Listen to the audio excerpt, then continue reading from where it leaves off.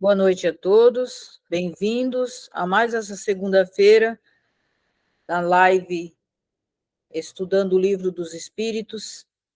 Hoje, dia 30 de setembro.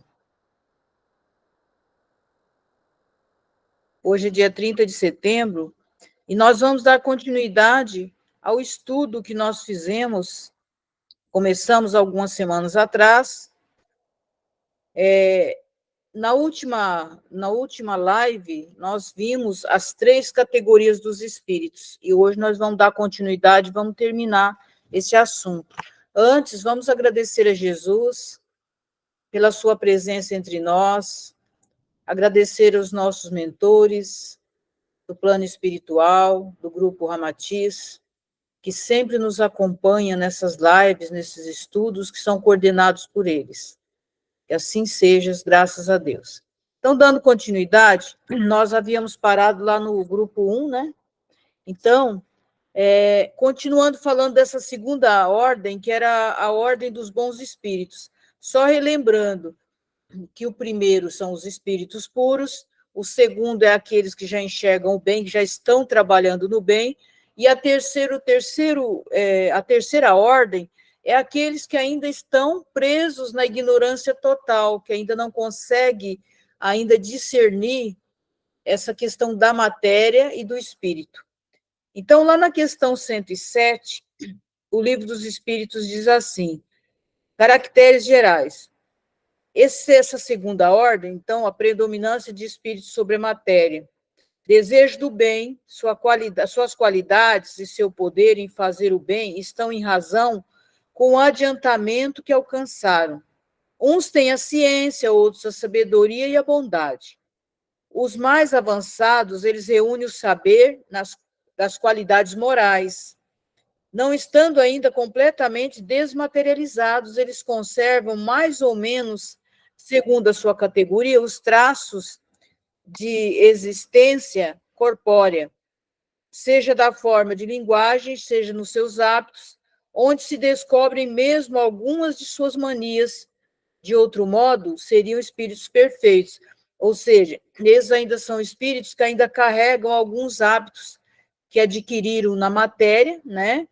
Alguns, não só alguns hábitos, mas até a linguagem, a forma de se comunicar. E eles ainda são imperfeitos, por quê? Porque, na verdade, se fossem perfeitos, eles não fariam parte mais da segunda ordem, né? E perfeito é só Deus, né? Mas aí, nesse caso, eles já fariam parte dos espíritos puros, se eles não trouxessem mais nenhum traço da materialidade, né? Dos lugares por onde eles passaram, dos lugares onde eles viveram. E continuando, compreendem Deus e o infinito e já desfrutam da felicidade dos bons, ou seja, já tem essa compreensão de Deus, né? Já desfruta dessa felicidade dos bons, ou seja, já tem esse discernimento, essa consciência, né, de fazer o bem, mesmo que ainda não consiga todo momento fazer o bem constantemente. Então, são venturosos pelo bem que fazem e pelo mal que impedem. O amor que os une é para eles a fonte de uma inefável bondade, que não se altera nem pela inveja, nem pelos remorsos, nem por nenhuma das más paixões que fazem o tormento dos espíritos imperfeitos. Todavia, todos ainda têm provas a suportar, até que tenham alcançado a perfeição absoluta. Esse é naquele caso, né? Até os grandes santos, aqueles espíritos de pureza, como era Francisco de Assis, ainda tinha, né? Ainda tinha algumas provas para passar aqui no planeta Terra ainda, no caso do Chico também, né? Que ele ainda vivia provas ainda.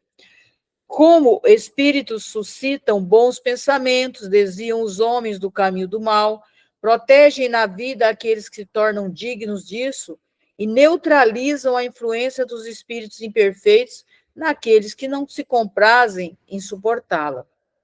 Quando encarnados, esses espíritos da segunda ordem, eles são bons e benevolentes para com os semelhantes.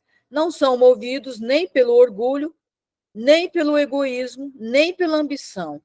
Não experimentam nem ódio, nem rancor, nem inveja, nem ciúme, e fazem o bem pelo bem. A esta ordem pertencem os espíritos designados pelas crenças vulgares sob o nome de gênios bons, gênios protetores, espíritos do bem. Nas épocas de superstição e ignorância, fizeram deles divindades benfazejas. Pode-se dividi-los em 4 grupos principais. Esses 4 grupos aqui é a divisão dessa segunda ordem. Então, veja bem, existe a ordem, existem os grupos dentro de uma ordem. Então, nós vamos falar agora dos 4 grupos dentro que fazem parte da segunda ordem. Lá na 108 ele diz, quinta classe. É interessante, que eu acho interessante, sim, que ele fala, olha, divididos em 4 grupos principais, né? Mas quer dizer, aí ele fala na quinta classe, que é os espíritos benevolentes, e que a sua qualidade dominante é a bondade. Alegram-se em prestar serviço aos homens e os protege, mas seu saber é limitado. Seu progresso se cumpre mais no sentido moral do que no sentido intelectual. Ou seja, eles não são essa ordem que ele está falando aqui, que é a quinta ordem, eles são do bem, né? Só que acontece, eles não têm um desenvolvimento muito grande no intelecto, mas eles têm um desenvolvimento moral, que na verdade é mais importante, né, ter um desenvolvimento moral do que intelectual. Lá na questão 109, ele fala da quarta classe, que essa quarta classe são os espíritos sábios. São o que se distingue principalmente, o que distingue eles principalmente é a extensão dos seus conhecimentos. Eles são seres, são espíritos muito conhecedores. Preocupam-se menos com as questões morais do que com as questões científicas, para as quais têm mais aptidão. Não encaram a ciência senão do ponto de vista de sua utilidade, e não a misturam com nenhuma das paixões que são próprias dos espíritos imperfeitos. Então, veja bem, esses espíritos sábios, eles já não são tão desenvolvidos moralmente quanto os outros, mas eles são muito desenvolvidos na questão da ciência, né? A questão científica, eles se preocupam e não misturam essa ciência com as paixões. Eles já sabem discernir a ciência das paixões. Então, por isso que eles têm essa sabedoria. Lá na 110, ele fala da terceira classe, que é espíritos, veja bem, a quarta classe é espíritos sábios. A terceira classe são espíritos de sabedoria. Essa é a diferença. Então, as qualidades morais de ordem mais elevada formam o seu caráter distintivo. Sem terem conhecimentos ilimitados, são dotados de uma capacidade intelectual que lhes dá um julgamento sadio sobre os homens e sobre as coisas. Então, veja bem, esses espíritos sábios, eles não são tão desenvolvidos moralmente, mas são desenvolvidos na questão do conhecimento e da ciência. Já os espíritos de sabedoria, eles já têm um caráter mais definido na questão moral. Aí ele fala da segunda classe, que são os espíritos superiores. Esses são os superiores dentro da segunda ordem. A gente aqui está falando de classe, mas todas essas classes que eu estou falando, elas estão dentro da segunda ordem. Então, essa segunda classe são os espíritos superiores. Eles reúnem a ciência, a sabedoria e a bondade, está vendo? Eles já conseguem aglutinar alguns caracteres importantes que fazem parte das outras classes, eles já agrupam todas nessa classe. Sua linguagem não respira senão a benevolência, e constantemente digna, elevada, frequentemente sublime. Sua superioridade se torna mais do que os outros, aptos para nos darem noções mais justas sobre as coisas do mundo incorpóreo, ou seja, do mundo espiritual, né? Então, eles já estão aptos a nos dar um discernimento maior dessa vida fora do corpo, né?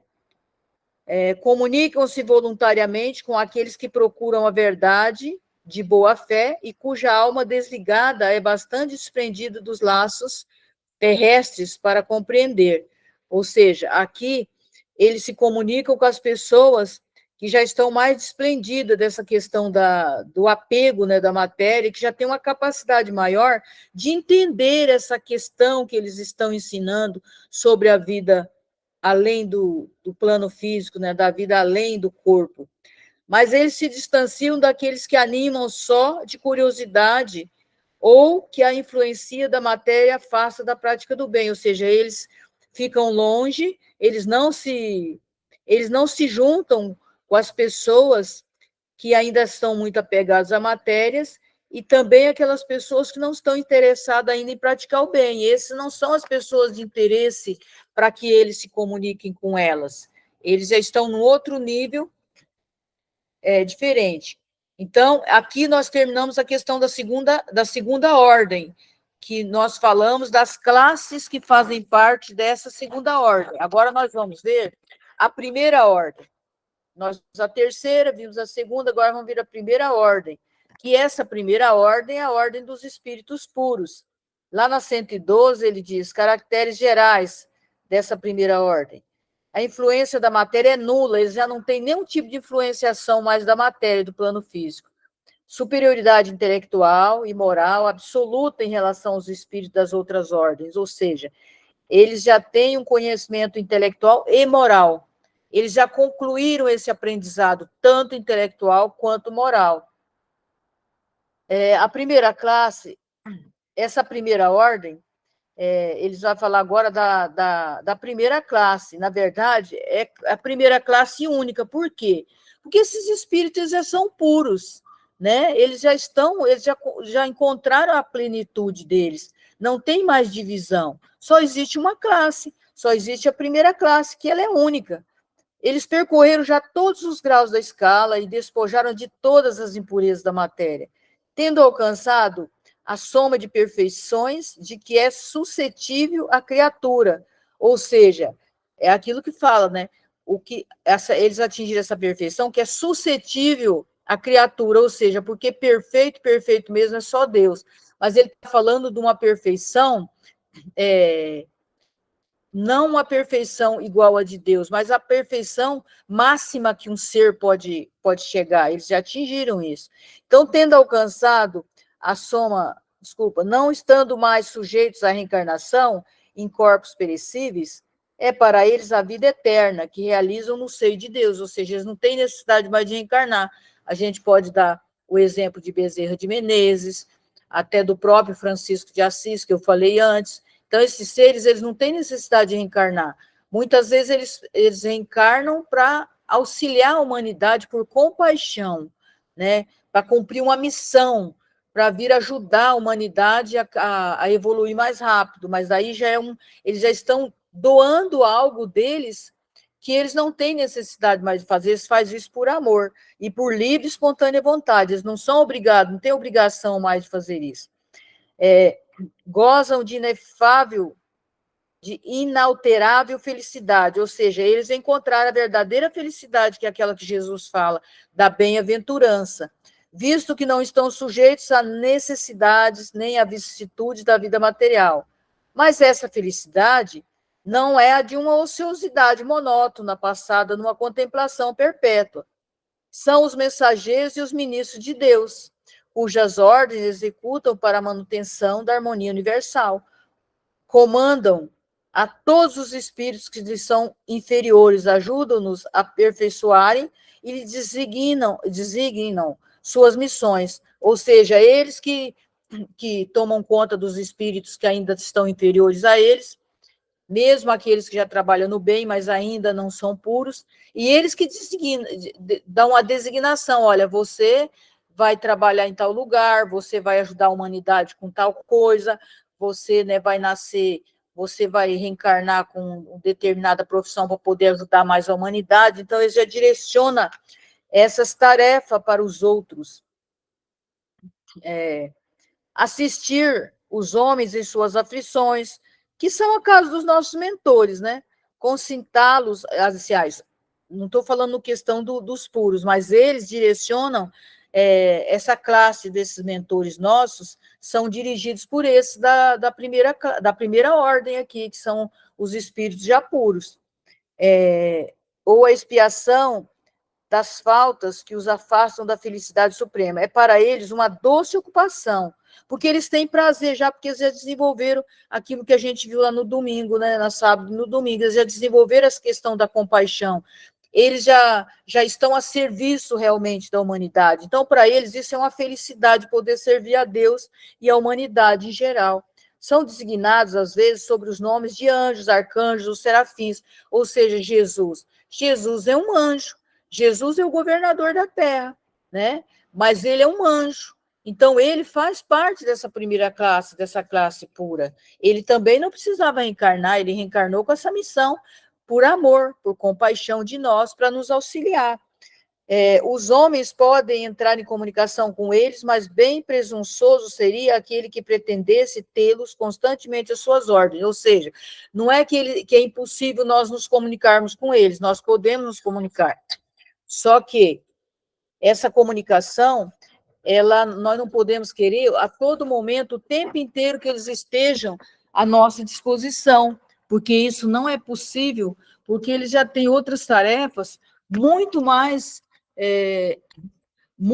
superiores do que essa de ficar ao nosso lado o tempo todo, né? Só nos servindo. Isso seria uma presunção nossa se nós achássemos que eles estariam à nossa disposição. Mas nós temos o contato, inclusive, né, a espiritualidade diz que Jesus está muito próximo de nós, que a gente não acredita, mas que ele está muito perto, muito mais perto do que nós possamos imaginar. Aí, lá no 114, ele já fala da progressão desses espíritos, que os espíritos são bons ou maus por natureza, ou não são eles? Ele está perguntando, na verdade, os espíritos são bons ou maus por natureza, ou são eles mesmos que melhoram? Então, assim como nós já sabemos, né, a resposta, olha, são os próprios espíritos que se melhoram, e em se melhorando, passam de uma ordem inferior para uma ordem superior, é aquilo que a gente já sabe, né, vai passando de uma ordem a outra, de acordo com o nosso crescimento, com o nosso desenvolvimento dessa compaixão, dessa amorosidade, dessa vontade de trabalhar no bem. E lá na 115 ele pergunta, entre os espíritos, alguns foram criados bons e outros maus? Isso também nós já sabemos a resposta, né? Mas aqui ele dá. Deus criou todos os espíritos simples e ignorantes, quer dizer, nem sem ciência. Deus a cada um deu uma missão com o fim de esclarecer e a fazer alcançar progressivamente a perfeição para o conhecimento. Para que essa perfeição ele está falando? Para o conhecimento da verdade e para aproximar de Deus. Esse é o objetivo do nosso crescimento. Então, a felicidade eterna e sem mistura está para eles nessa perfeição. Ou seja, essa felicidade eterna é quando a gente conseguir realmente esse despertar, né, para perceber realmente quem nós somos e quem realmente é Deus. Os espíritos adquirem esses conhecimentos passando pelas provas que Deus lhes impõe.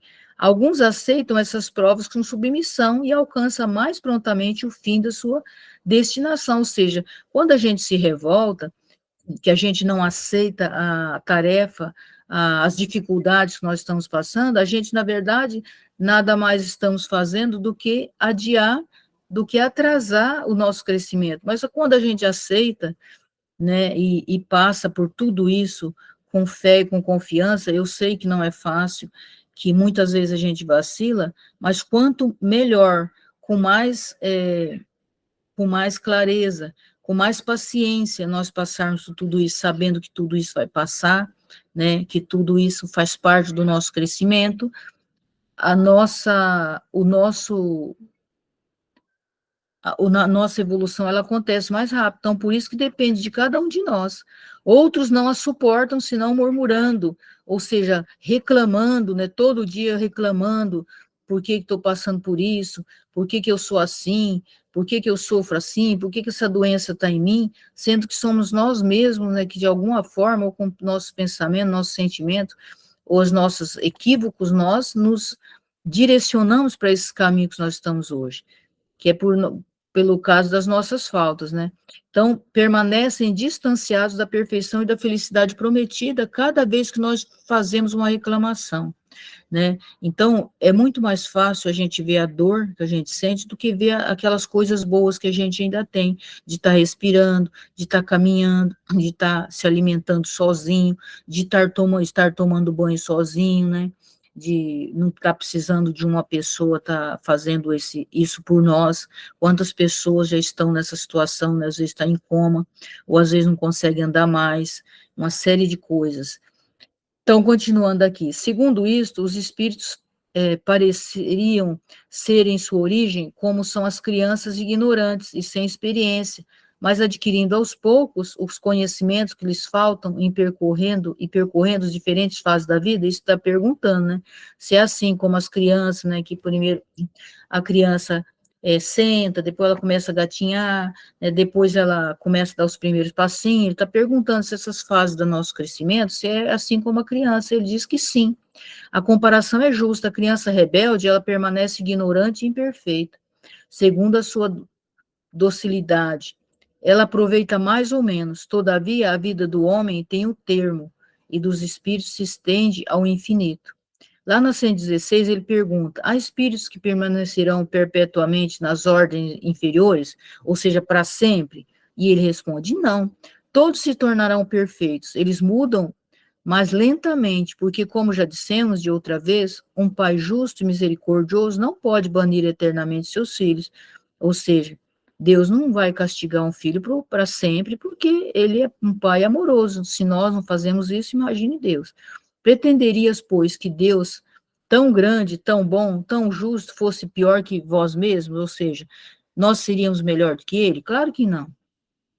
117. Depende dos espíritos apressar seu progresso para a perfeição? E ele diz: certamente, eles a alcançam mais ou menos rapidamente, segundo seu desejo, sua submissão à vontade de Deus.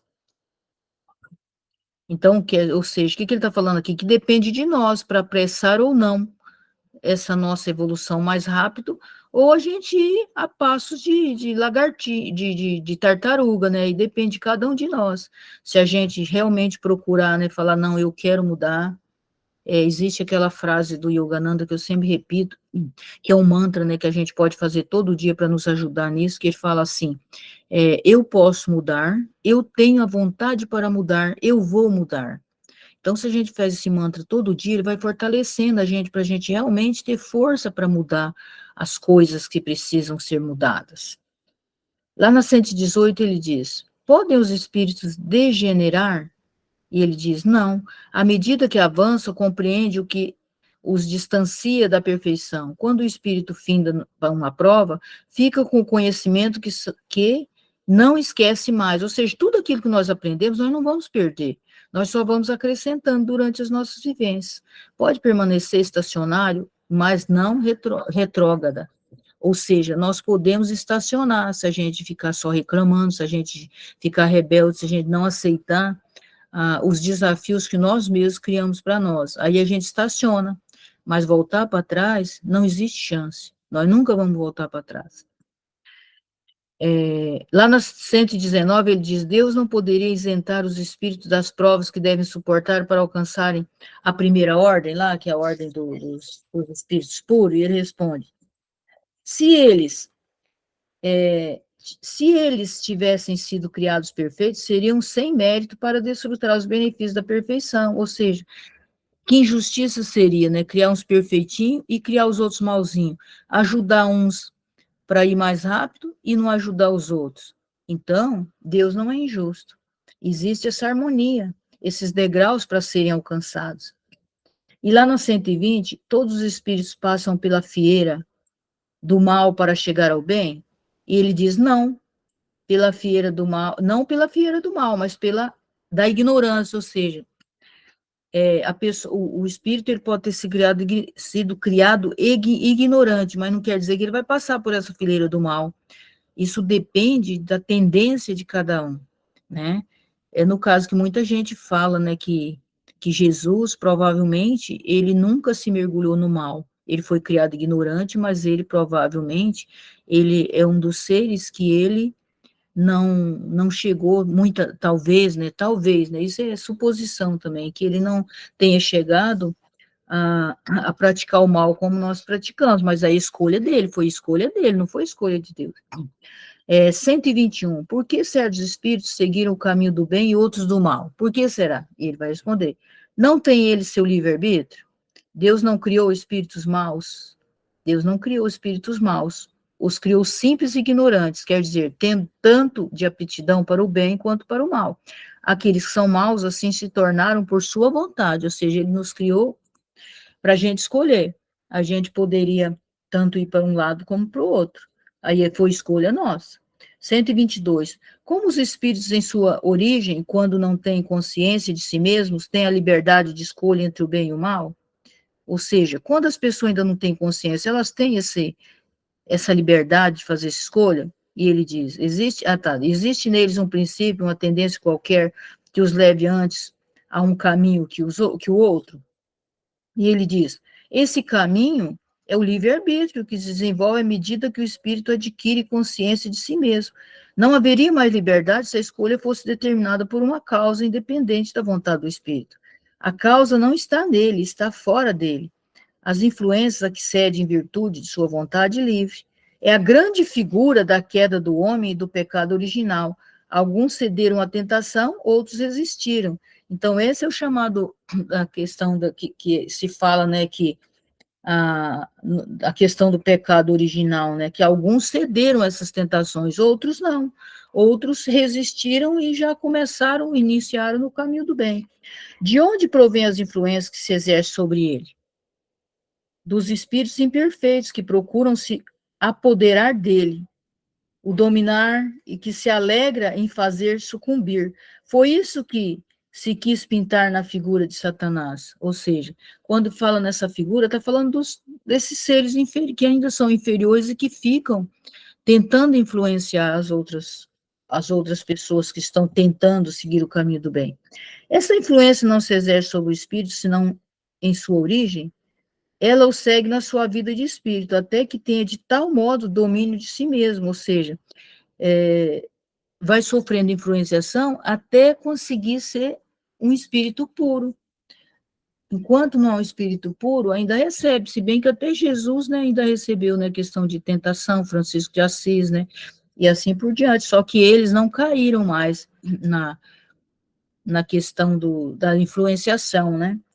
A 123, por que Deus tem permitido que os espíritos possam seguir o caminho do mal? Por que Deus permite que as pessoas sigam o caminho do mal? Como ousais pedir a Deus conta de seus atos? Pensais poder penetrar os desígnios? Todavia podeis dizer isso. A sabedoria de Deus, ela está na liberdade que ele deixa a cada um de escolher, porque cada um tem o mérito de suas obras. Lá na 124, uma vez que há espíritos que desde o princípio seguem o caminho do bem absoluto, e outros o do mal absoluto, sem dúvida, há degraus entre esses dois extremos? Sim, certamente, é a grande maioria, ou seja, a grande maioria, né, de nós seguimos o caminho do mal, pouquíssimos seguiram o caminho do bem lá no início, na sua origem, mas existiu aqueles que seguiram desde o início. A questão 125, os espíritos que seguiram o caminho do mal poderão alcançar mesmo grau de superioridade que os outros? Sim, porém as eternidades serão para eles mais longas, ou seja, o caminho vai ser mais longo, né? Quanto mais se enveredam pelo caminho do mal, mais distante está do caminho dessa ordem dos seres puros. Então, vai demorar muito mais. Então, quanto mais a gente aprender a amar, aprender a ter compaixão, a se aproximar de Deus, mais rápido a gente vai sair dessa situação difícil de sofrimento que nós vivemos. A 126.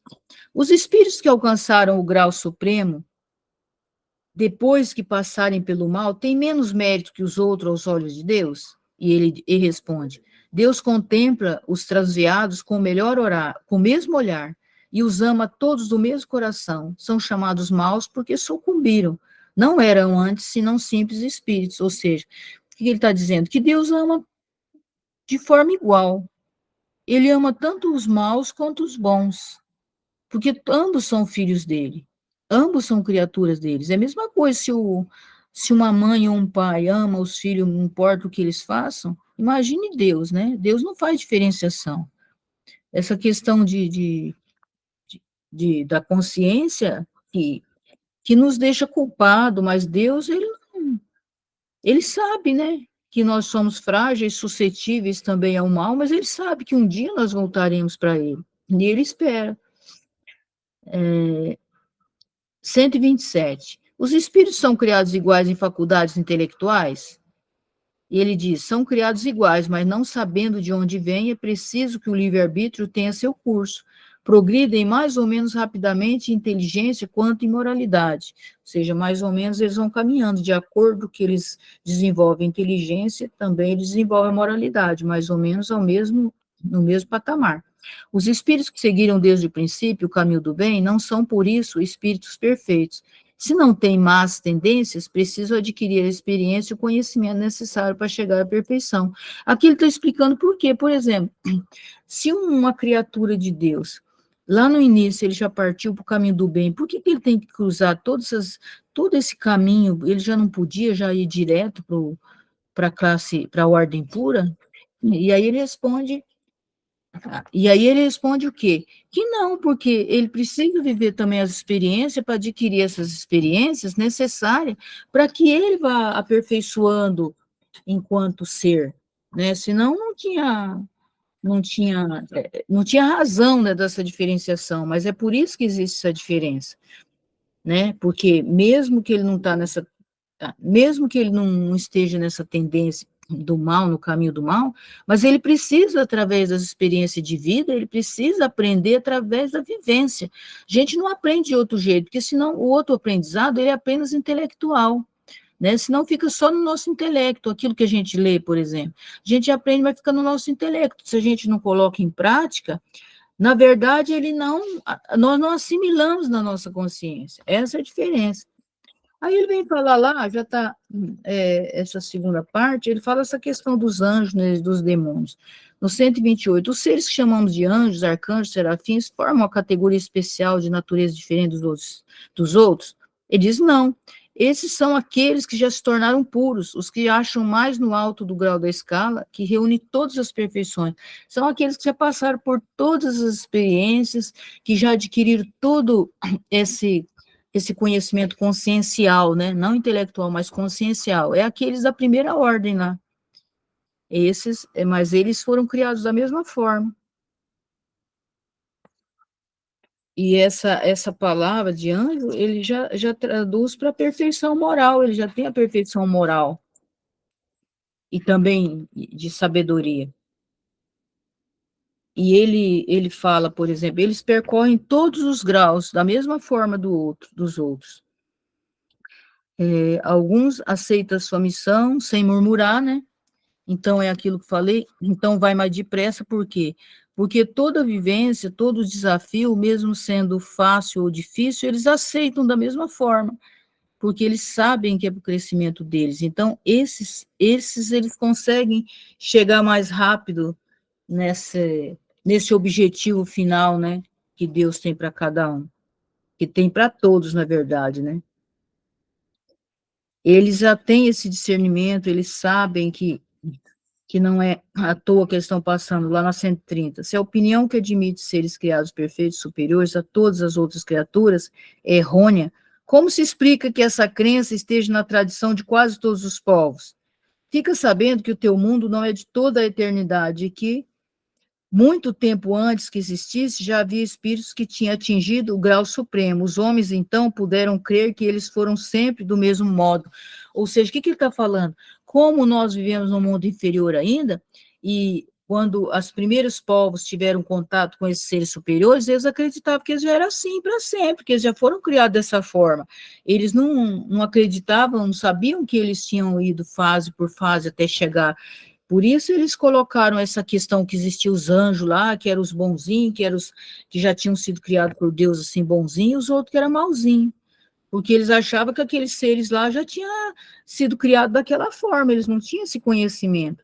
E lá ele vai falar no 131, há demônios no sentido que se dá a esta palavra, ele diz, se houvesse demônios, eles seriam da obra de Deus, e Deus seria justo e bom se houvesse criado seres devotados eternamente ao mal e infelizes.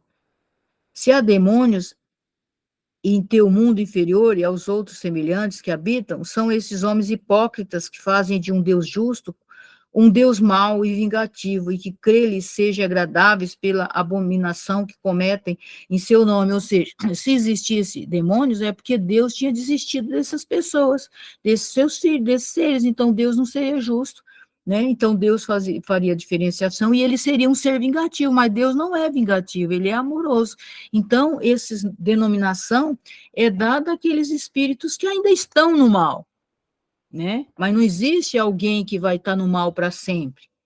A palavra demônio não implica na ideia de maus espíritos, senão da sua significação moderna, porque isso foi a palavra, os gregos que deu esse nome, que significa gênio, inteligência, e dizia dos seres incorpóreos, bons ou maus, sem distinção. Então, lá no início, os gregos eles não determinavam esse nome só para os maus, tanto fazia ser mal ou bom se eles fossem seres que eles não compreendiam, que ainda não estavam no mesmo patamar nosso, que eram seres que não estavam no corpo físico, para eles tudo era demônio. Aí depois que foi dando esse significado de demônio só para aqueles que eram maus. Então, os demônios, segundo a acepção vulgar da palavra, supõem seres essencialmente malfazejos, seriam como todas as coisas a criação de Deus. Ora, Deus, que é soberanamente justo e bom, não pode ter criado seres predispostos ao mal por sua natureza e condenados pela eternidade. Se não são obras de Deus, seriam, pois, como ele, de toda a eternidade, ou seja, se eles são obra de Deus, Deus não vai deixar eles eternamente assim. E se eles ficassem eternamente assim, se não fosse obra de Deus, então eles seriam como Deus. E eles não são como Deus, porque Deus só existe ele.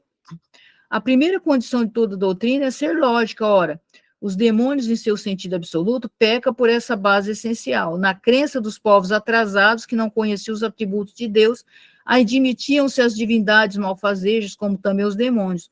Isso se concebe mais para quem faz da bondade de Deus um atributo por excelência, e ilógico e contraditório. Supor que ele possa ter criado seres devotados ao mal e destinados a fazê-lo perpetuamente. Por que negar sua bondade? Ou seja, é negar a bondade de Deus, achar que ele criou seres para ser mal para sempre. E é tirar o poder desse Deus achando que existem seres que não foi criado por ele, né? Não se sabe que forma alegórica era um dos caracteres distintos da sua linguagem. Então, aqui, né, já ficou bem claro, né? Os homens fizeram com os demônios o que fizeram com os anjos, da mesma forma que acreditam que seres perfeitos de toda eternidade, que os seres perfeitos, eles já sempre existiram, que já foram criados assim, eles também acreditam que esses seres maus são demônios que vai ser mal para o resto da vida, para o resto da existência. E grande parte da humanidade acredita nisso ainda, né? Mas a gente já sabe que não existe isso, que isso foi uma alegoria inventada pelo homem, essa questão aí de demônio, de Satanás e coisa parecida. Porque pensa bem, aonde que nós não somos capazes de condenar alguém eternamente no sofrimento de um filho, por exemplo, imagine Deus se vai fazer isso, nós não somos melhores do que Deus. Então, aqui eu termino hoje esse estudo, aí semana que vem, agora a gente vai fazer toda segunda-feira só o estudo do Livro dos Espíritos, tá? Não vai ser só eu, qualquer pessoa que quiser fazer a live vai poder fazer, mas eu já dividi os temas que vai de outubro inteiro, então aquelas pessoas que forem fazer a live da segunda-feira, elas vão fazer do Livro dos Espíritos para a gente ir estudando, já falei com o Adão, ele concordou, o Paulo também, que é responsável por essa parte, para que a gente vá estudando esse livro, até terminar, a gente precisa estudar, é tanta coisa interessante que a gente vai aprendendo, então eu vou parar a gravação aqui, se alguém quiser fazer algum questionamento, dar alguma contribuição, fique à vontade, tá?